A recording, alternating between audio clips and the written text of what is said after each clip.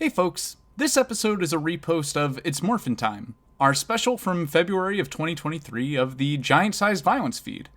I'm publishing this episode again in celebration of us winning Episode of the Year and Best Production at the Iowa Podcast Awards. I also thought that since Transcending Comics just hit its 1-year anniversary, this was as good of a time as any to share my own coming out story with my podcast dedicated specifically to trans comics. For those without historic context thinking, yeah, we saw the logo, we know you're trans.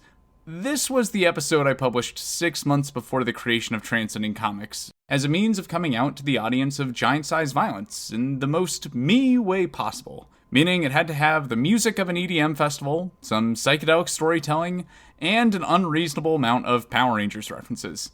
One last note though, I do want to give a little content advisory that this episode does include a retelling of a psychedelic experience. I wouldn't describe it as a terribly disturbing one by any means, but if that's something a viewer would prefer to avoid, then I want to let them know up front.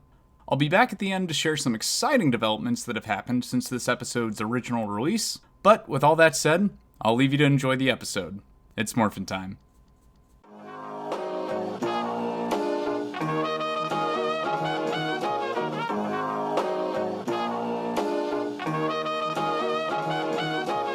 What's hanging, young hero, beside your head and spirit? That soul is saying something profound, so let them hear it. Welcome to Giant Sized Violence, an ultra mega podcast.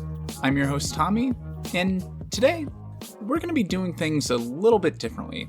There's no guest this time, or even any comic or TV show in question. Instead, today's episode is going to be a little bit more personal. Some of you have maybe noticed some changes to the show that have been occurring over the last few months. Other than my slow release schedule, honestly, I've had a lot going on. Some huge personal developments, some really exciting experiences, definitely some not so fun experiences as well. But I'd like to spend an episode bringing my listeners up to speed with what's been going on in my life, and while this is certainly going to be different than the rest of the episodes of the show so far, it's also the one that I've put by far the most effort into yet, and I've been spending a lot of time on this show making episodes about other people's creative content and talking to incredibly interesting people in the field, but this one's for me. While 2022 certainly wasn't an easy year for a lot of us, including myself, it was also by far the most transformative year of my life in more ways than one. But despite a lot of hardships and a lot of not so easy developments, I have to say that it was far and away the best year of my life. I'll definitely get into some of these highlights later, but yeah, I had a bunch of amazing new experiences, traveled to a lot of new places across the country, like Portland, Seattle, LA, and a number of other cities. I've met a bunch of incredibly interesting people, both for the show, icons, heroes of mine, and also just amazing people that I've met along the way in these experiences. I went to some mind-blowing and incredible music festivals like the Above and Beyond Weekender at the Gorge in Washington, or the first festival put on by Grizz, Triple Rainbow, and I've made a lot of great new friends, both locally, which is kind of a new development for my area where it's often pretty hard to meet young people, and also a lot of great friends in my travels that I definitely plan on going out of my way to see again someday. I got to go to C2E2 for the first time and met Melissa Flores and a number of other creators that have been a major part of what inspired me to make this show in the first place. But, as mentioned before, the years also had a lot of hardships. While I've been blessed to get the opportunity to meet many of my heroes and find some new ones along the way, it's also been a year where I've lost some of the people that I've looked up to and aspired to be like throughout my entire life. And I would like to take a moment to talk about some of those major losses, but I'm not going to let this entire podcast be a downer. So, I do want to take a moment to eulogize some of those we lost this year. It's not something I plan on doing in order to share my grief with the audience, but to instead share a bit about how they've inspired me through my life and how I wouldn't be here without them. Any of my listeners that are fans of superhero movies, TV, comics, and video games, especially Batman, will know that back in November, we lost a voice acting legend, and unbeknownst to many, also a queer icon. I'd like to say a few words for the sake of those that didn't know his name, but certainly knew his voice. Kevin Conroy was universally considered the definitive voice of Batman, from his work on the animated series, the Arkham Asylum video games, the Justice League cartoons, and several other beloved Batman projects. He sadly passed away after a short battle with cancer. Kevin wasn't often vocal about his sexuality as a gay man due to the years of discrimination in Hollywood he faced while trying to start an acting career in the midst of the AIDS epidemic. That was until early last year, when he opened up about his sexuality and the struggles that came with it in Finding Batman, a short story in DC's 2022 Pride anthology. In nerd circles, when the question comes up of who's the best Batman, while the debate rages between Christian Bale, Michael Keaton, and the occasional Adam West fans, the room would always find agreement when someone would answer with, Kevin Conroy, of course. That is, until the question would then shift to, yeah, okay, but who's the best live-action Batman? Unbeknownst to most of us, Kevin's sexuality was the very thing that allowed him to channel the voice of Batman in a way no one else could, as he too had been living a double life since childhood. He spent his life helping his loved ones through extreme mental and physical illness, doing everything he could for the friends he lost, many of whom died in his arms, all while hiding a secret that those in power could and too often did use against him. I could spend an entire podcast eulogizing Kevin and celebrating what he did for both the nerd and queer communities. Better people than myself have already done so. Plus, Kevin already told his story better than I ever could, which is why I'd instead like to share an excerpt from Finding Batman. If he showed us one thing in his 30 years of portraying the character, it's that Kevin's power was always in his words. I often marveled at how appropriate it was that I should land this role.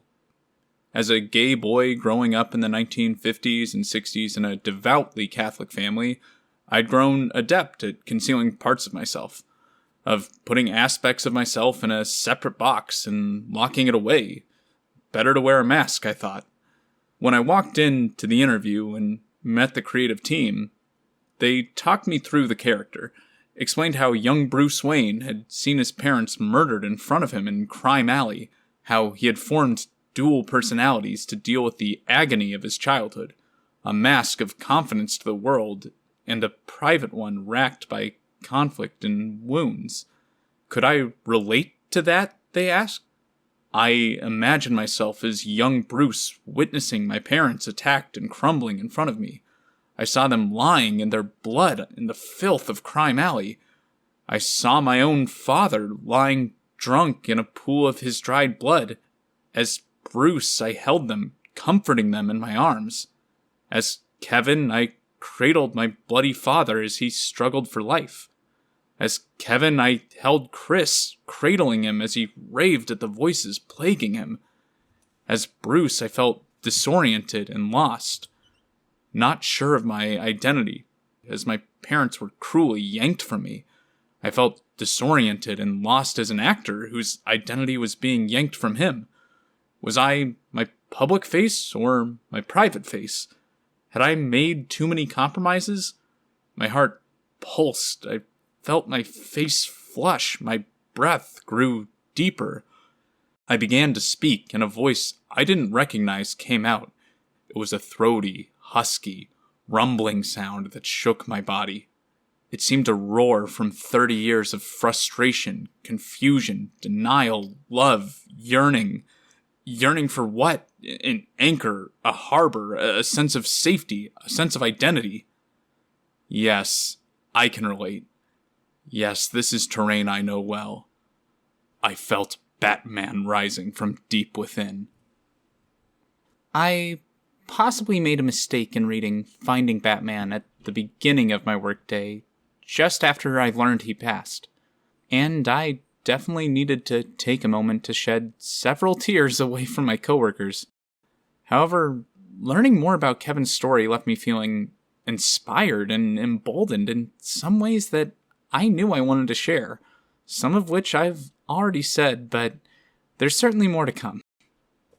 I don't think I'd ever felt the loss of an actor in the way I did for Kevin, especially after reading his story.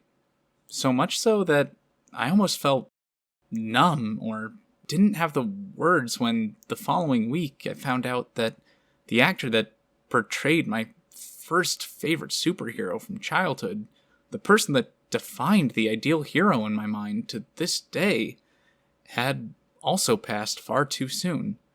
Fellow Fox Kids legend Jason David Frank, who most listeners of this show will know as Tomi Oliver, the fan favorite and original green and later white Power Ranger, ended his life just 9 days after Kevin's. Many of my podcasting friends dedicated podcasts to his memory and shared what he meant to us as a role model. I was unfortunately traveling for the holidays at the time of his death, so I wasn't able to join in on any of these. But even if I could have, I wasn't quite ready yet to put to words the impact he had on my life, both in person and on screen. As a child watching Power Rangers, I had never seen a character like Tomi before. He was the first man I ever saw with a ponytail, and in the conservative Midwest where I grew up, wearing a look like that likely wouldn't go over well. But seeing the coolest and strongest of my favorite superheroes proudly rocking long hair definitely had an impact on my mental image of the ideal hero for the rest of my life. This all started after one fateful week where a grandparent let TV be my babysitter when I was just 1 year old, and that was all it took for me to begin a lifelong addiction to Power Rangers. My family has stories of me as a toddler insisting on watching the show whenever I could, surrounding myself with hand-me-down Ranger toys from my older brother and various family friends, and wearing out many VHS tapes. There's even a home video of me, no older than 3, sitting right up next to one of those little TVs with the built-in VCR, watching the Mighty Morphin Power Rangers movie and screaming, "Let's go, Tomi!" as he leapt from a plane on a snowboard in the film's iconic skydiving sequence. I always appreciated the way I got to see this character change over the years, in ways rarely seen among other superheroes, going from the most threatening villain the Rangers ever faced to by far the coolest hero on the show, frequently changing powers and colors and taking charge for the team, and eventually growing into a teacher and role model in his own right, and leading future generations of heroes in some of the best seasons and crossovers of the show. It's the kind of path you see comic book fans clamoring for with long-running young heroes like Spider-Man and Nightwing, and it's pretty rare that we get to see that in traditional comics.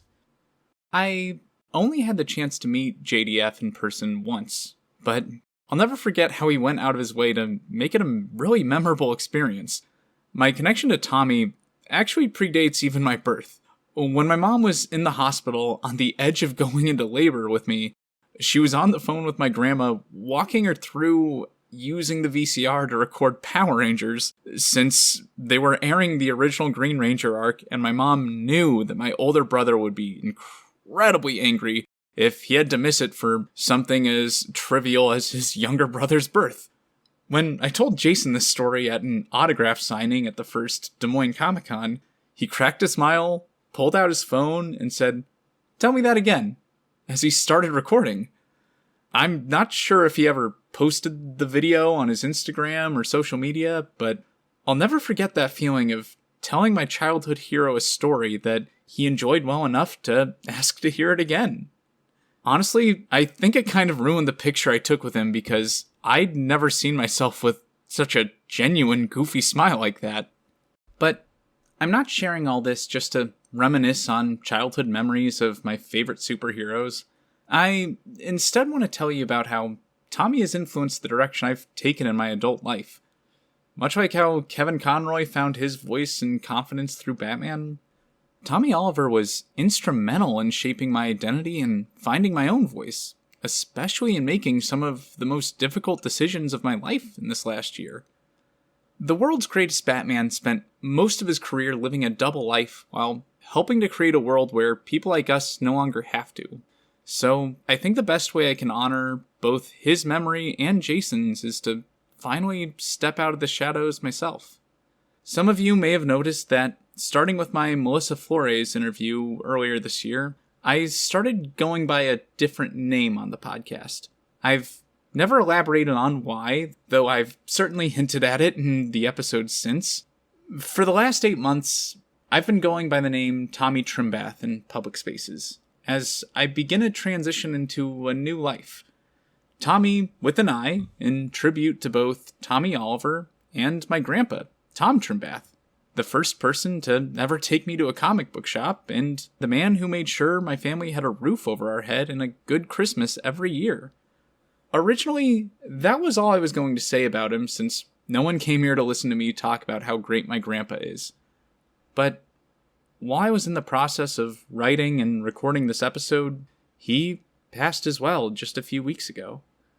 This wasn't a sudden loss. He was ready to go, and my family was expecting this for a while, and we had the chance to tell him how much he meant to us. But with the timing of his passing, I can't help but reflect on how much he had in common with the other Tommy I've always looked up to. He had a difficult childhood and a rough family life, growing up with an absent father just after the Great Depression, and he had to work incredibly hard and literally learn to fight to get by. But he didn't let the hardships of his life turn him bitter, and he accomplished great things because of it. He became a Golden Glove champ in his weight class when he was in his youth, and just like Mr. Oliver, he grew up to become a teacher and later even a principal. He went through challenges and unfair hardships no father should have to. Botched surgery took away his mobility and the ability to do the things he loved, like playing golf, riding bikes, and enjoying his life in Colorado. And he also outlived his wife and 2 of his children. Despite this, though, Tom never stopped fighting or gave in to hopelessness. He still went to great lengths to enjoy time with his family and be there for our major milestones. I'll never forget the way he would play with my siblings and I growing up, telling stories in ways no one else did, bringing them to life and putting us in the spotlight, letting my sister and I be the ones to stand up to the big bad wolf or kick the troll off his bridge. He was my family's Santa Claus and our Superman and a real-world hero that fostered my lifelong love of comic books, which is why it's his name that I want to carry on and someday put on my first published work. As for the name change itself, I think that it's past time that I tell my audience why I did this. I'm trans. Trans femme to be specific, as in I use she, her pronouns and embrace a feminine appearance and presentation. But not exactly as in trans woman, though it's a welcome term, because too many people get upset about defining what is a woman and who gets to use that label.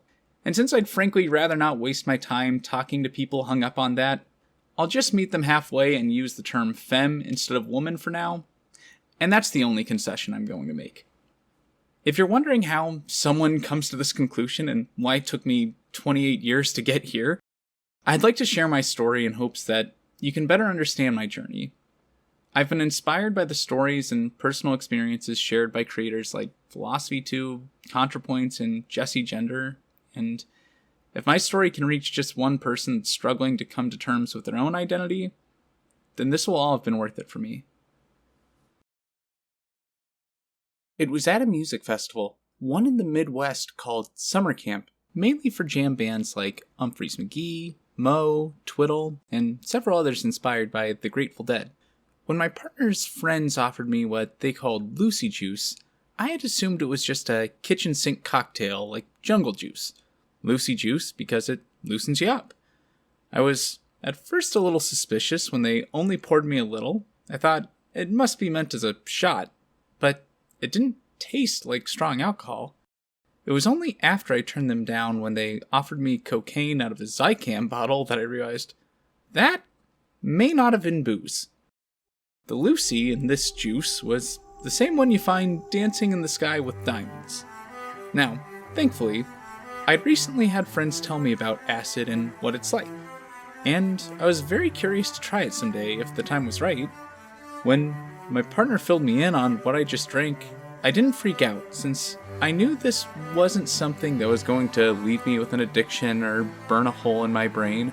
Plus, if I was ever going to have a psychedelic experience, a music festival would be an almost perfect place to do it, since I'd at least be surrounded by people that could relate to what I was going through and expected to be around people tripping anyway. Over the next couple hours, I went from feeling nothing to slowly feeling a euphoric, rhythmic body high come over me, like weed on steroids, but with increased energy and heightened senses, allowing me to experience music and lights in a way I'd never seen before. Going into the festival blind, all the music was new to me, but each performance was even better than the last, more so than the night before. All this accompanied with lights that made me realize just how much lighting alone can add to a show. Despite being sunburned, sleep-deprived, and halfway through the second day of a music festival, my body felt great, like it was moving on its own accord, allowing my mind to fully take in the new lights and colors of my surroundings without having to concern itself with something as trivial as moving my body from place to place. It was sometime after midnight, as we were on our way to one of the last shows of the evening, that my journey really took off. We were walking through some surreal, neon-lit woods, like something you'd see in a PS1 game, leaving one stage and heading to the next to see a band called The Works. It was as we were walking that feeling began to return to my feet. Just a bit. My joints felt strange. Not in pain, but it was likely the strange combination of aching joints and body high being experienced simultaneously. I looked over to my girlfriend and asked, "Hey, looking down, my legs seem to be working just fine, but they're feeling weird. Do they look okay?" She, stone cold sober, looked to me and said with a smile, "Oh, they're not there." "What?" "Yeah, they're gone." And that's when things got weird. This is where I began to lose touch with reality. With each step I took, my mind took me to another place to explain the numb yet somehow painful sensation in my legs. I was in Vietnam. I had just stepped on a landmine and was collapsing to the ground. In the present, a golf cart passed by on the path we were walking on, one that I realized must have hit me and sped off as I lay there dying at the festival. On the ground, I saw my future self, not in agony, but in acceptance of his ongoing death from a lawnmower accident. My future wife was with me and began to explain that this was my brain coming to terms with its own death. This was the chemical journey that it was taking my mind on as the last of your neurons fire, reliving your memories over and over again, allowing you to eventually calmly embrace your fate as you move on. In the present, I continued spinning toward the ground as time slowed and then stopped, and started moving backwards and forwards, seemingly in sync with my own movements, as if winding my arms and moving with the right rhythm was controlling the direction and the speed of time around me. It was at this point that I realized this wasn't a dream. Time's never stopped or moved like a scene from Tenet in a dream before. I was dead. I began to realize there were signs that this was all in my head, just reliving my memories over and over before the moment of death. How else could I explain my surreal surroundings, or the people and outrageous outfits around me, or the fact that so many important people and places in my life happen to share my name? My best friend in high school, my best friend at church camp growing up, the street where I spent most of my time in high school, or the greatest Superman writer of all time that wrote about experiences just like this. All of them named Grant. It was all my brain trying to tell me I was dead, but between the euphoria, the new indescribable experiences, both real and imagined, and the companion with me, changing form between my girlfriend, my future wife, my inner self, and any other number of friends, loved ones, and other voices, all guiding me through the process. I couldn't help but feel at peace with the experience. The voice explained, "You're dead, and that's okay." And it was.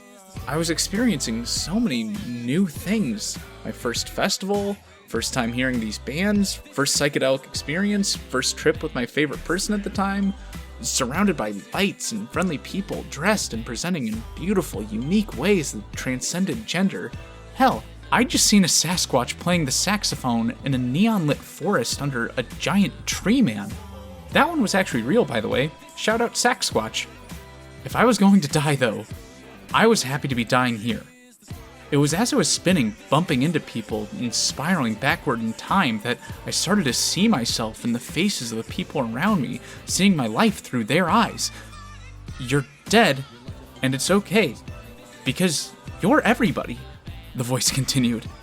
I began to realize that I was about to find out what's next, as my life started to flash before my eyes in all its best and worst moments, allowing me to recontextualize feelings, memories, and recurring patterns in my life in ways I'd never seen before, seeing it all so clearly for the first time.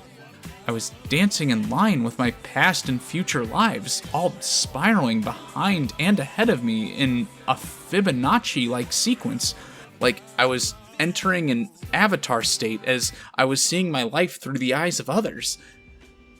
Because you're everybody, that means you're also a woman, the voice explained, and I realized that the gender non-conforming crowds around me, my trans partner, my queer friends of the last several years, I was seeing myself in all of them, all showing me the way as guides who had crossed between the worlds of gender.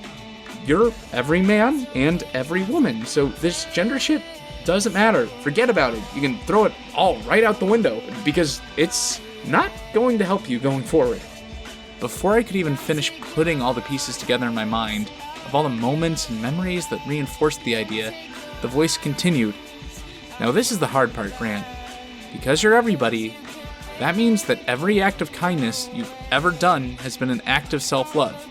The brief, warm, loving feeling that followed was quickly interrupted as they explained, which means, conversely, every act of hate or malice is an act of self-harm, meaning that you're also responsible for all the pain and suffering in the world. Thoughts and images of humanity at its worst rushed through my head, on the global scale of wars, starvation, mass graves, oppression, but also on the personal level as the memories of my most painful moments and the people I failed and the people I didn't stand up for all rushed through my head. But don't dwell on that. It's okay. It's out of your control. We all make mistakes. It's part of the experience, and we can't change the past. And there's lessons to be learned from all of it. They continued to try to inspire my mind with better thoughts as I came to realize what was meant by hell as a state of mind. Some of the deaths I saw became more unpleasant, specifically the worst ones I could imagine, so I could know death at its worst before passing on. I was dying as a child in the most frightening and humiliating ways my young mind could imagine. I was dying shamefully from a bar fight I could have avoided, or in a drunk driving accident in the Oldsmobile Bravada I drove in high school. Whatever I thought of in this mental state where time meant nothing was where I was going to dwell, seemingly forever. So, we had to think lighter thoughts. It was here that I began to lose myself more and more with everything happening around me. My mind constructing narratives of who or what I really was. I was an excited face in the crowd, on the edge of my seat for the upcoming performance. Right as the band was about to start, my perspective shifted. I was heading on stage, about to deliver some kind of speech of protest or incitement of violence. But as I approached the mic and began to speak, reality seemed to reset again. I was a comedian, about to smooth over the crowd with a joke I could almost remember. Or wait, I wasn't a comedian, I was a musician, about to break out in song? Just as I began to belt out my first lyric, I realized I was actually just a cautionary tale. I was a young man with prospects who tried drugs and died at a music festival. I was a fucking Dare commercial. And right as I was about to deliver a sick anti-drug rap to the camera, reality reset again. But This time, everything started to piece together a little bit more clearly than before. The speaker/comedic performer, the musician, the ironic spokesperson, it all culminated into one identity. I began to see 3 words seeming to flash through memories of my life, as if they'd been there all along with some kind of hidden meaning. I'm Bo Yo. At the center of this spiral of past and future lives was Bo Burnham, playing away at his keyboard as if he was some kind of final, self-aware incarnation of human life. I began to feel my mind sync up with the music around me as I started to get this feeling that I myself was Bo Burnham in my next life. I started repeating out loud over and over again, I'm Bo Burnham. I'm Bo Burnham. I'm Bo Burnham. I'm Bo Burnham. I'm Bo Burnham. I'm Bo Burnham. I'm Bo Burnham. Oh my god, I don't want to be Bo Burnham. He seemed depressed as hell inside.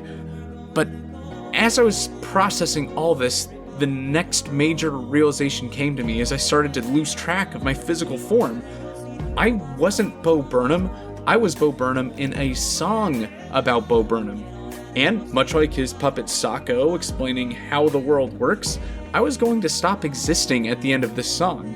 But wait, no, this was just a framing device, or the logic my brain used to get to the ultimate conclusion that the entire universe was just a song about itself, singing itself into existence over and over and over again. I began to hear music and see lights and video flash before my eyes in rapid succession. This song of the universe consisted of every song I ever heard and more happening simultaneously. The song of the universe was a remix consisting of, in simple terms, everything, everywhere, all at once. I began to see the moments of my life all happening simultaneously on a flat plane spiraling ahead of me. The voice, or possibly the song itself at this point, explained that there would be moments in my future where I would hear this music or some part of it and be brought back here, reminded of what reality actually was. The spiral that was once my perception of the moments of my life began to meld with the rest of the universe, consistently shifting its direction in a seemingly perfect yin and yang balance, while also collapsing and expanding at the center of the spiral, with my perception of reality resetting every time we hit that center. This wasn't just a visual and auditory experience I was going through. I was feeling this in my body. I seemed to be stepping into the center of this spiral, like my foot was landing on the nail piercing the center of reality. Every time I'd step into it, I'd feel the pain spiral through my body from the tip of my toes stretching up to my lips. It seemed my body was unraveling, feet first, from the future death via lawnmower that somehow felt more true than all the others by the second. All ending with my lips seeming to kiss the end of existence and return experiencing a sharp pain, like my face was being scraped from the pavement in front of me, peeling me off the ground after being run over by a lawnmower. I'd cry out in pain, but before I could fully process what was happening to me, the voice explained that things are going to get worse, then they're going to get better. Then they'll seem to get worse again, but then they'll get better again. That's the nature of existence, and you need to find peace with that because there'll be a lot more pain before the end of this. I wanted to scream in despair of the realization of the never-ending suffering that comes with the immortality of us all being the same person, but with every step of agony, the voice would remind me of the beauty in the world, and the joy of music and love and new experiences, feeling pain and pleasure all at once, as to not leave my mind in an entirely hellish state. The ever-approaching and receding of the spiral began to speed up as the music intensified, along with the world around me, as if we were approaching some ultimate end. The voices explained that the point of all of this, not just the truths revealed to me in death or the meaning of life, but that of existence itself, was to answer the ultimate question, the result of what it called the Great Experiment, the truth of whether it was better to exist or not exist, to be or not to be. I needed to justify all of it to find a reason for why it was all worthwhile. The overwhelming, warm, loving feeling that came with the realization that all acts of kindness were expressions of self-love. Love is the answer. Love is what makes this all worth it. That's not it, the song answered in response. If this is all about love and we're all the same person, then that love is ultimately just a form of cosmic narcissism. I began to rack my brain for other reasons to justify our existence.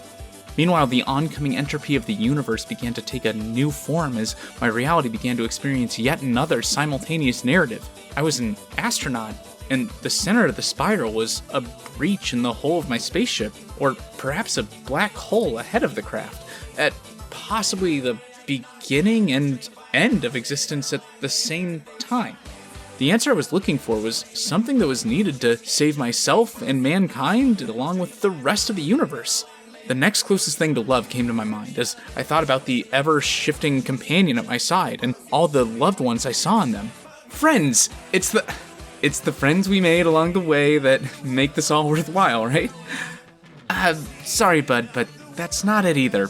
If we're all the same person, that's too close to the same cosmic narcissism of the first answer.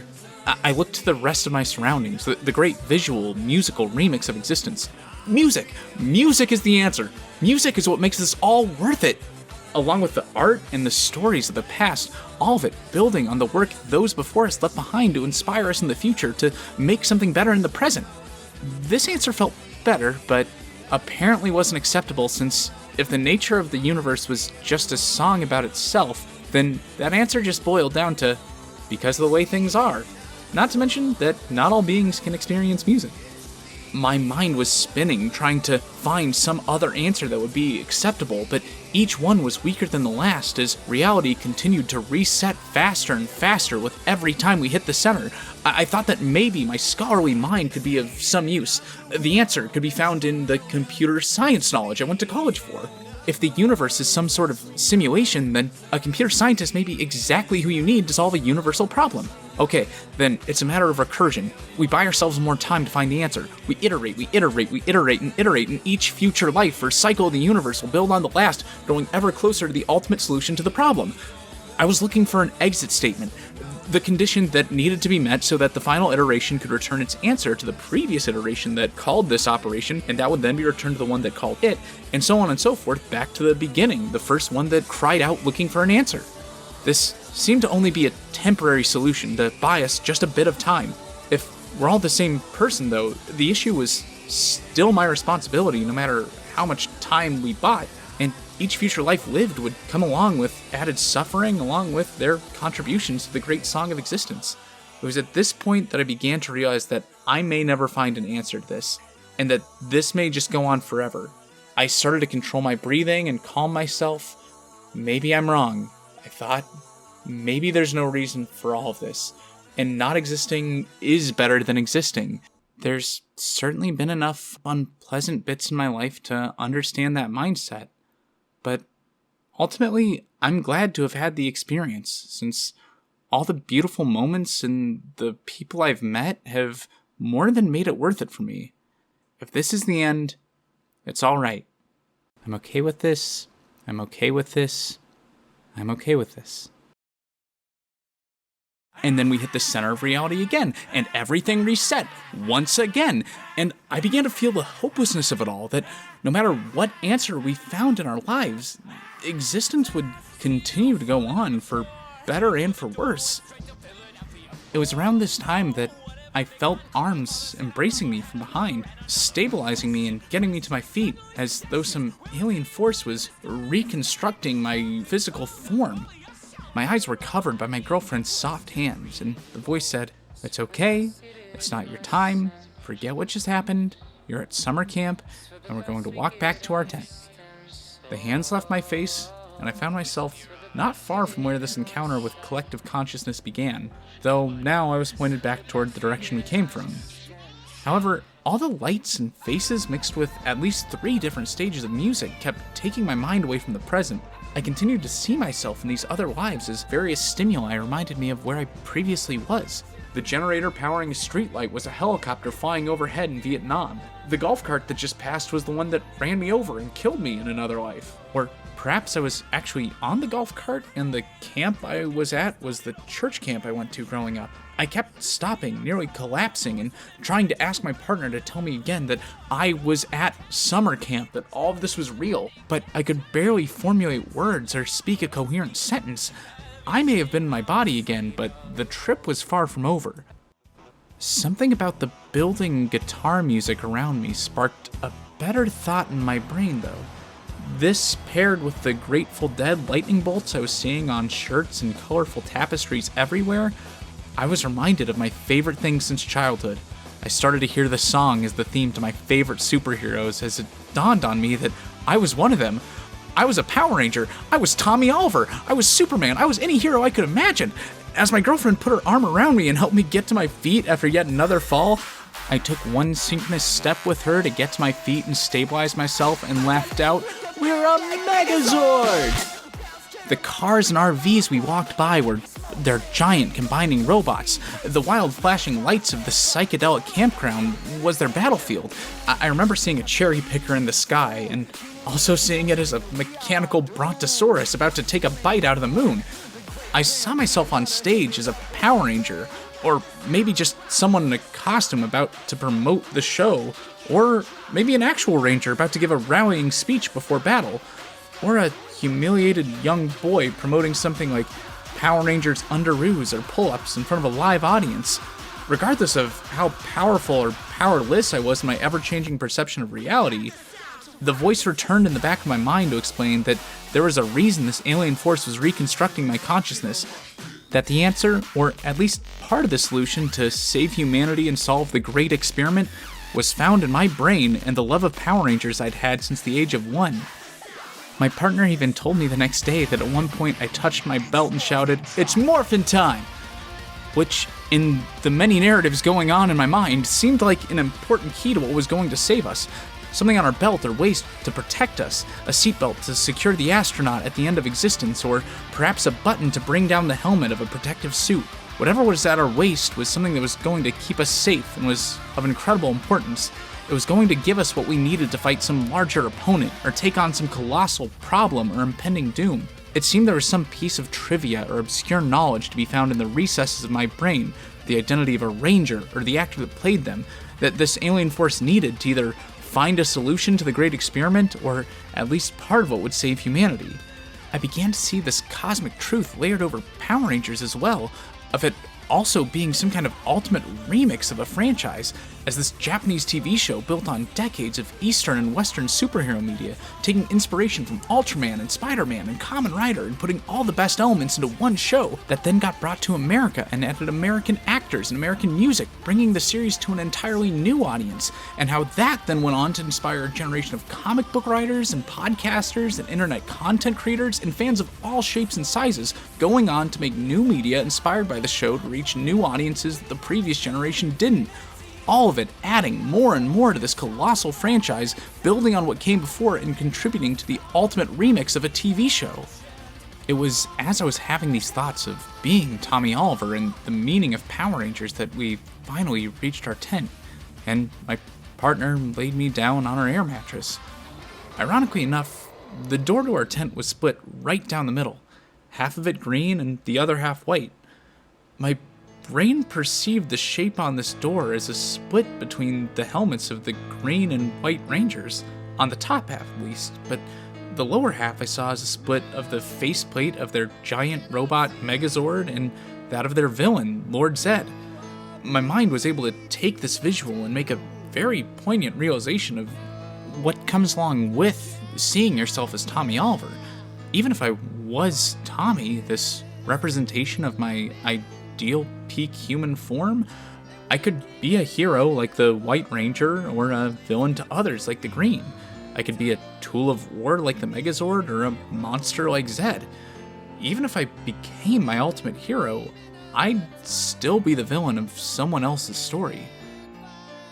The rest of the trip as I came up was a fever dream mixing several narratives, some sparked from a single thought and the worst case scenario that ensued. I saw myself as some kind of half-formed human with my parents crying over the mistake that was me, or a helicopter surrounding above our tent about to expose me as some kind of monster or fraud that harmed countless people hiding away in there. I saw our tent as a failed spacecraft meant to populate a deserted planet, like in the first episode of Raised by Wolves. The closest thing I can compare this to is the end of the first new Dune film, where Paul Atreides is basically tripping on magic space cocaine and seeing all the futures that could be and all the great and terrible things that he could become. I felt an urgent need to escape the tent, much to my girlfriend's dismay, but once I peeked my head out, I realized that this was my body graciously getting me to a better place to throw up and finally ground myself back in reality. God only knows how late it was at this point, but neither she nor I were awake enough to unpack what just happened, so I crawled in bed and began to pass out, still not convinced that this wasn't just another part of the trip. When I woke up in the morning, I didn't know how to process what I experienced the night before. I frankly couldn't believe I was actually alive. I didn't know what was real or what kind of adventure sparked everything I just saw, and the only answers I could get from my girlfriend were that nothing happened, you just fell down a lot, and kept spinning when I tried to get you back to the tent. It was honestly pretty terrifying. I panicked a bit when her first very concerned question for me was, "Are you a woman?" Which, in the moment, I really wasn't quite sure. I had apparently said the words, "I'm a woman," out loud the night before, but at the time I chose to perceive this as more of a cosmic statement, as in that I was every man and every woman. So, more to unpack on that later. As for the deaths and unraveling realities I experienced the night before, while some may assume the experience was terrifying, which it certainly was at times, it also felt incredibly liberating to be on the other side of it. I experienced deaths that were painful and real to me. Some I'd describe as the worst I could imagine, but if I could go through so many deaths and come out the other side, facing just one more in my future didn't sound so bad. I certainly came away understanding how psychedelic medicine can help the terminally ill come to terms with death. As I continued to piece together what happened to me over the night before, I realized there was a big change I wanted to make in my life. I was surrounded by seemingly male audience members presenting in feminine ways I'd never seen before, with long hair and boho dresses, flowery hats, and wild outfits. I looked around and realized that a year from now, I could look like them, and that's what I wanted to do. This, paired with seeing myself as my childhood hero the night before, started me down a direction of manifesting the person I wanted to be. I could grow my hair out, get in better shape, lose my beard, and start presenting more androgynously while adding a lot more green and white to my wardrobe. It took me over a year to put the lessons I learned from all of this into words, but I finally found a way to make sense of it all in a way that means something to me. When I lost my sense of self, in what I've since found out is commonly called an ego death or ego dissolution among those who have had psychedelic trips, near death, or spiritual experiences, and even seizures, I realized that everything that Grant was just a collection of thoughts and feelings based on increasingly unreliable memories of past events, and I was giving my worst moments and most anxious thoughts and the fear of what strangers who I might never see again might think way too much power by making them focal points of my personal narrative. If perception is reality and the universe is all just a song about itself, and we, in turn, are just the stories we tell ourselves and the world around us about who we are, then maybe it's time we tell a better one. Over the next 6 months, I began to acquire an increasingly feminine wardrobe as my hair grew out longer than ever, and I started to develop a more androgynous appearance that I loved more and more by the day. I started to be seen as more feminine, even being called pretty at times. One friend even asked how long I had been on hormones when the idea of starting something like that hadn't even crossed my mind yet. One fateful Sunday last March, someone who's now one of my favorite people in the world took me hiking with a friend, both of whom happened to be in the trans community. We got about a mile in and stepped off the path to take some pictures, and they began to ask me some hard-hitting questions about my gender. How I felt about being seen as a guy. Would I say I liked being the gender I was assigned? Did I feel like I fit in with the others, or did I feel more connected to my female friends over the years? Did I feel like my gender was in the way of having the same kind of friendships they had with their other girlfriends? How did I feel about being seen as pretty as opposed to handsome? I voiced my feelings that I didn't think I was trans because I figured I would have known early on, like some of my other friends did by the age of 12. But both my friends there said that wasn't the case for them, or a lot of their friends. That they didn't come to terms with the realization until they were well into adulthood and could look back and recontextualize their memories with their newfound knowledge and perspective and understanding. I mentioned that a friend had recently asked how long I had been on hormones while wearing a flattering tight shirt, and they asked, "And how did that make you feel?" When I answered with, "Honestly, kinda hot," they said that might be a sign of something more going on. It took another few weeks for the egg to fully crack, but once it did and I started to come out to my loved ones, I found out that several of my friends, especially those in the trans community, had known or suspected I was trans for quite some time, but had to follow a prime directive of letting us come to the conclusion ourselves, lest we let someone else decide whether or not we're trans for us. In my personal life, I took on a new name, one short for Victoria. At the time, I knew that Tomi with an I was a name that appealed to me, but with a voice like mine and a body so early in a transition, I thought most would just hear the name and assume I was a guy. So I instead went with Victoria, since years before I had the very cis thought that if I were trans, that's what I'd like my name to be. The following months have been absolutely incredible. Without a doubt, the best in my life. I've traveled alone for the first time and had adventures I never imagined, especially after spending so long as an extreme extrovert that felt dependent on others joining me in order to have a good time. I started to meet incredible new people, especially since traveling alone seemed to make me much more approachable. The people I approached for dates actually seemed quite interested more often than not. People I would have imagined were out of my league any time before that. It wasn't just a matter of coming out as trans and everything magically changing for the better. No, the change in my life was coming from surrounding myself with people I admired and could aspire to be more like, and going out of my way and stepping outside of my comfort zone to experience new things. Imagine letting all of your deepest secrets, the things about yourself you're the most embarrassed or ashamed of, hold you down all your life, planting the seeds of self-hatred that no matter how much you try, you just can't seem to get rid of.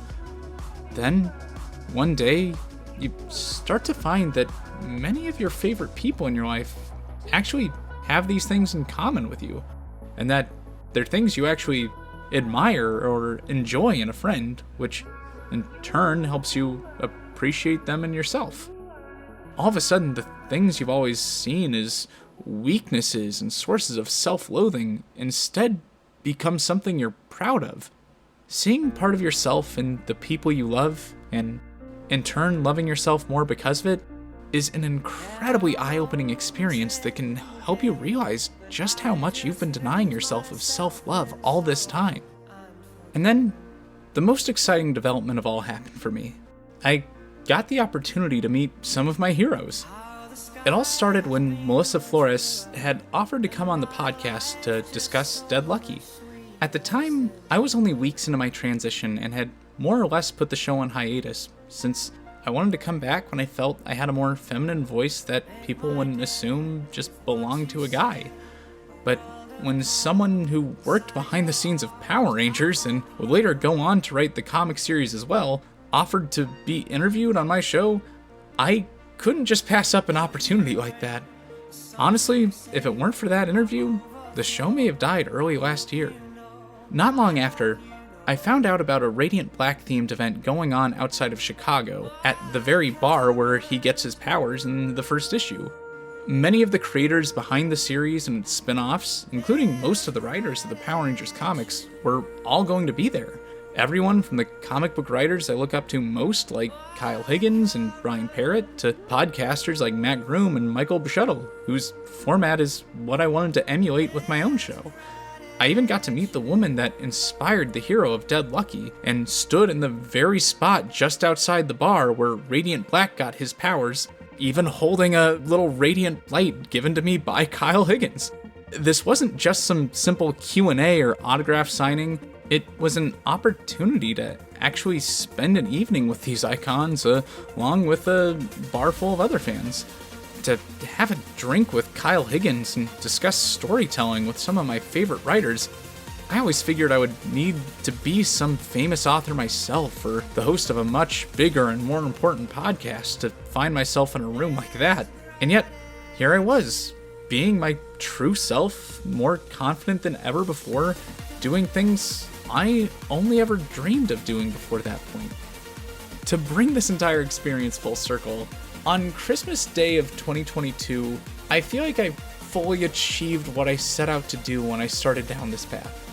My girlfriend Ari and I were in my basement on a heroic dose of cocktails, watching Rudolph the Red-Nosed Reindeer and Cats, now an annual tradition for me. We were getting up to grab a snack upstairs, but getting to our feet was a bit of a challenge, a very Bambi learning to walk kind of moment. We knew my roommate was also upstairs enjoying tipsy Christmas movies, and I didn't want to bug them too much, so we straightened ourselves out and put our game faces on, and I grabbed the door handle and looked to her and said, "It's Morphin Time." And in less than 5 seconds, the door swung open and almost hit Ari right smack in the middle of the nose at full force. And I, with reflexes I've never seen myself use before, caught it within an inch of her face. Since I was then looking in her direction, I noticed she was looking dizzy or lightheaded, and before she could even finish saying the words, "I think I need to sit," she collapsed. But before she hit the ground, I kid you not, I full-on did a Spider-Man. Like, I swooped in and I caught her like Tobey Maguire catching Kirsten Dunst in that cafeteria. She was so wobbly while falling to the ground that I began to panic that she may be having a seizure or something. So I threw on the lights, propped her head back up under my arm, looked into her closed eyes, and with all the confidence I could muster, gave a calm, "You're okay," hoping to God I could will that into existence. Her eyes opened, and she started to blink away the dizziness and said she wasn't quite sure what just happened. Meanwhile, it dawned on me that within 3 seconds of saying the words, "It's Morphin Time," I had just lived the most superhuman moment of my life and saved my girlfriend in the process. I had apparently found the magic words to activate my 3 seconds of power, and I was even wearing a white sweater with my Green Ranger socks at the time. And in case you haven't hyper-obsessed over the Power Rangers since the age of 1 like I have, in the episode where we first see the Green Ranger come back as the White, the first thing that happens is his girlfriend, the Pink Ranger, gets overwhelmed and faints, and he catches her. So this was the closest thing to morphing that I can probably ever hope to experience in real life. And I couldn't help but feel like I'd just lived the White Ranger's origin story. Like Tomi before his return as the White Ranger, having lost his powers and getting kicked off the team, here I was. After having lost my job and any sense of self-empowerment during the pandemic, I was back in a new wardrobe and a better position both professionally and personally.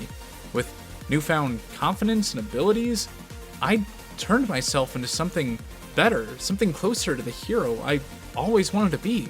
Honestly, part of me is still riding the high of that moment. The old Grant wasn't dead, at least not anymore. She was back, stronger than before, with new powers, a better costume, and a new lease on life. Now, the reason I shared all this isn't to say that I think everyone should go out and try psychedelics in an attempt to transform themselves and become a superhero. I'm well aware of the fact that I'm lucky to have had someone look after me, and that all of this could have gone worse in almost any other time and place. What I am saying, however, is that sometimes you need to take a step back from yourself and your life as you know it to experience something new and unbelievable, to realize that it's time to look inward and change yourself for the better. Even the smallest efforts to pursue your passions or become a better version of yourself can lead to incredible results. I will say that spending time creating content, learning new things, and spending time with the people I love to balance out the amount of time I spend consuming content has made my life feel a lot more fulfilling, and I think it's helped to lead to a lot of the incredible opportunities I've had this last year. And I can trace this all back to my good friend Nate setting me down this path of making podcasts and comic books together just 2 years ago.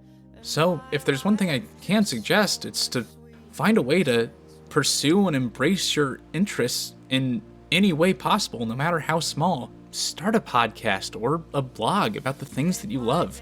Learn how to play a new instrument, or how to make a comic book or a video game, or whatever you want to make. Or if nothing else, find some way to embrace and learn more about the things you love in a way that enriches your life. It may start as something that only you and a handful of friends ever see, but you never know what doors that's going to open for you down the line and what you might discover about yourself along the way. Nothing is stopping you from taking the first steps toward a better life and pursuing what you love right now. Or, in other words, it's Morphin Time.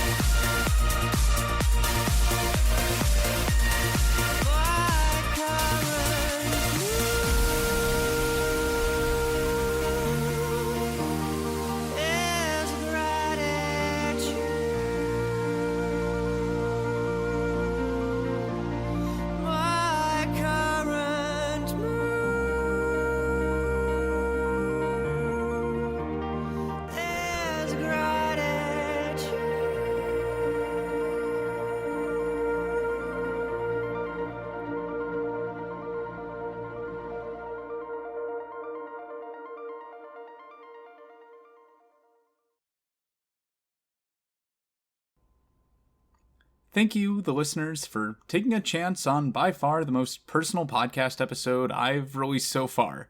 This is the Tomi of 2024 back again, here to share with you some exciting developments that have happened since we originally published It's Morphin Time, and a few thank yous for those that have been there for us along the way.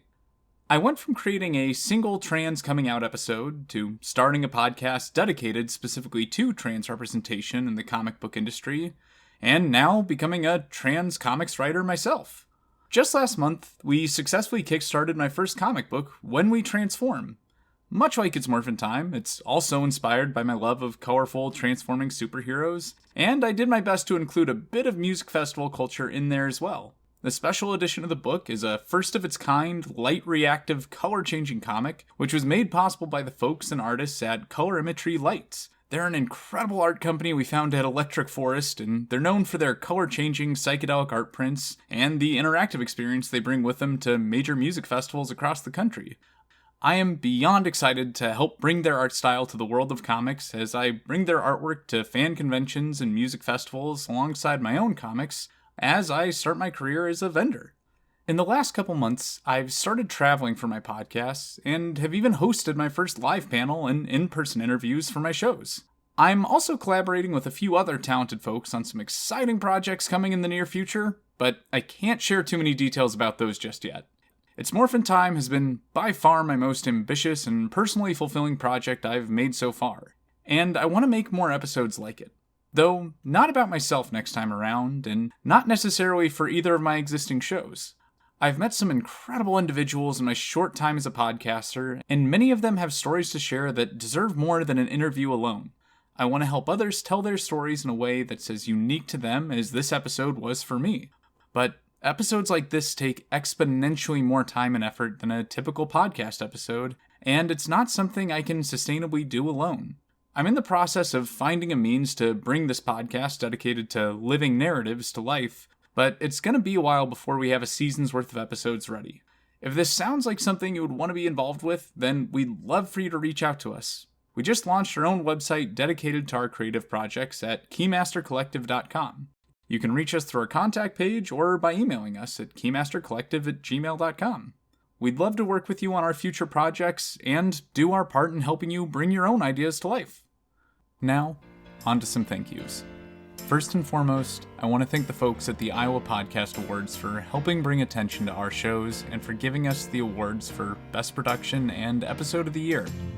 Also, thank you to Upload Media Group for throwing such an incredible event and creating an opportunity where podcasters from across my state could meet and celebrate each other's work. I left that night with a long list of shows I'll be checking out in the near future. I want to thank my partner Ari for listening to many different drafts of the script for this episode and giving me some much needed encouragement throughout the editing process. A recurring thank you to Nate for being the ultimate sounding board for creative ideas and for getting me started on making podcasts and comics in the first place. Thank you to my friends Dylan and Angel for being the first to listen to the completed script for this episode, and a special thanks to Sadie, a friend of the show that's recently helped us break into the world of video. I especially want to thank all the creators who have taken the time to join us on Giant-Sized Violence and Transcending Comics. You've all kept my passion for these shows alive, and I've learned so much about creating comics from each and every one of you. And finally, I want to thank you, the listeners of my shows, and especially the repeat listeners of this episode. You're a constant reminder to me that it's worth it to keep creating from a place of love, and your support means the world to me. Now, back to Past Tomi for the episode's musical credits.